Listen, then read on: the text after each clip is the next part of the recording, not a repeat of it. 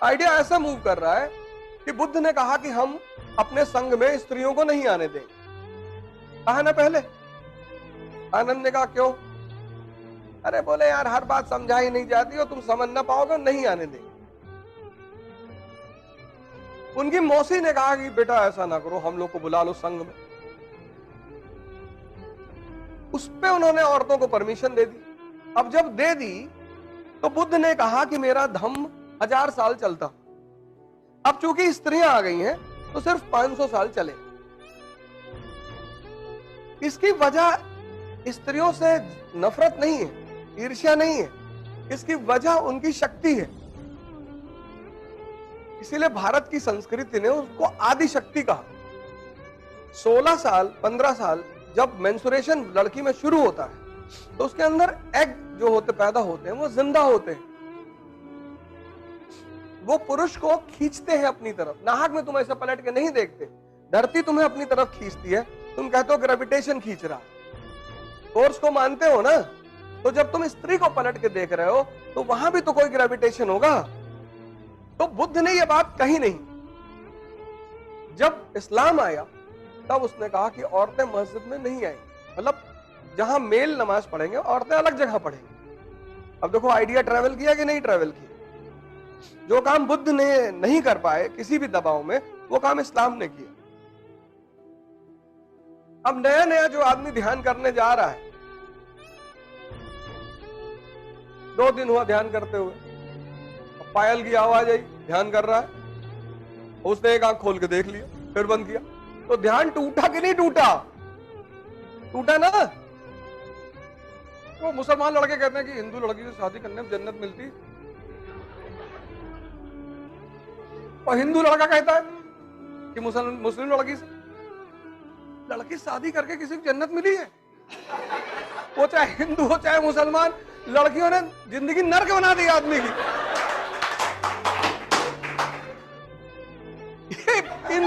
इन बेवकूफों को कौन समझाए?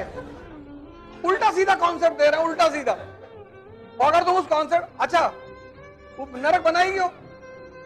अगर स्त्री नहीं, भगवान ने स्त्री को इसीलिए बनाया अपने रिप्रेजेंटेटिव के रूप में। स्त्रियों का काम है पुरुष को सिविलाइज करना, सुधारना।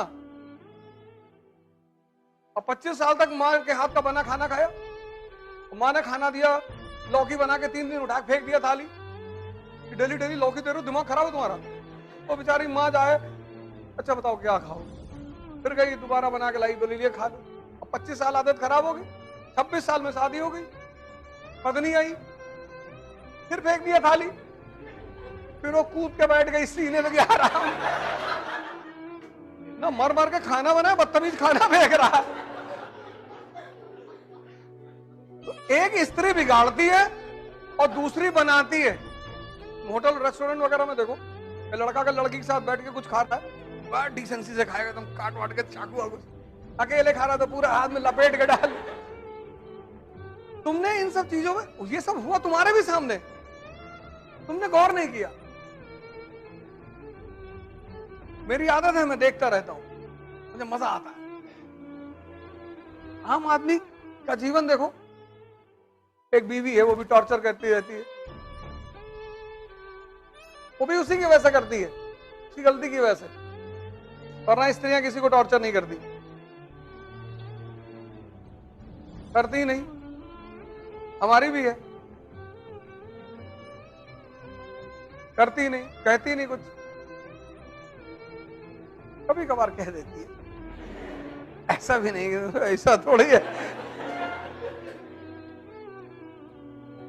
लेकिन आज तक किसी ने कहते हुए देखा नहीं, यही उपलब्धि है। क्योंकि मैंने उससे कहा था कि जब भी तुम गुस्सा हो ना, दरवाजा बंद कर लेना, पब्लिकली कुछ मत कहना। क्योंकि स्त्री के मन में एक बात होती है कि घर को बनाना है।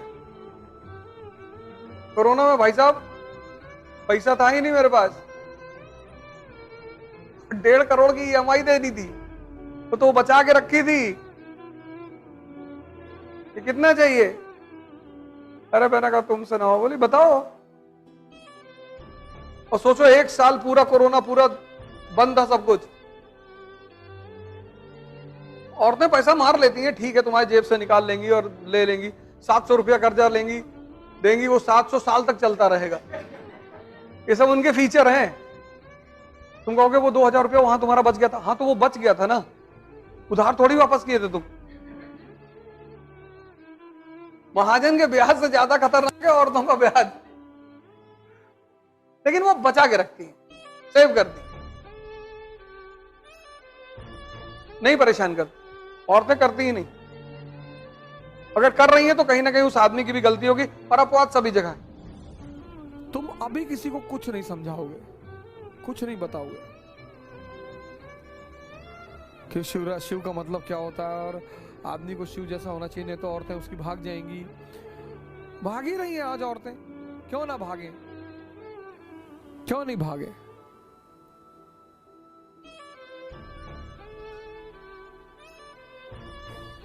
कोई आदमी भूखा है, उसे तुमने एक निवाला खिलाया और फिर कह रहे हो हम नहीं देंगे, तो वो हंगामा नहीं करेगा?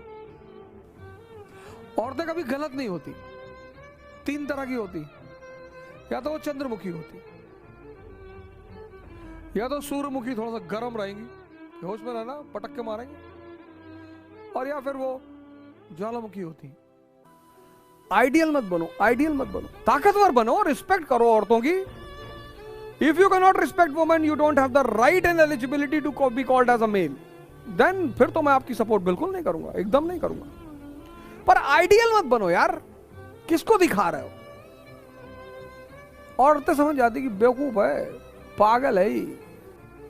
हमारे साथ एक संजय भाई थे ग्रेजुएशन में, तो वो बड़ा टाई वाई सूट वूट पहन के आते थे क्लास में, हम तो लोअर ओवर पहन के चले आते थे, और डिसेंट होके नहा वहा लिए, शेव बना लिए, अपना लोअर पहन के अपना चले गए।